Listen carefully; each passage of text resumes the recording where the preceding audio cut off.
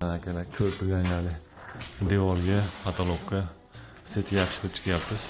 Shpeglovka paytida. Usta buni yopishtirishdan maqsad nima? Odatda stiklohozda yopishtiradi.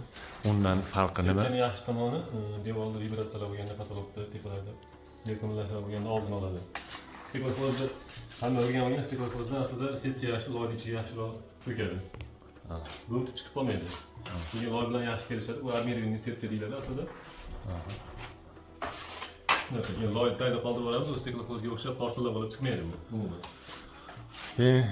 Mehnatida farqi bor ekan, bu mehnat ko'proq ekan. Mehnatida farqi bo'ladi. Buni cho'ktirish uchun 1-2 kilo berib qo'yiladi ustidan pardoz.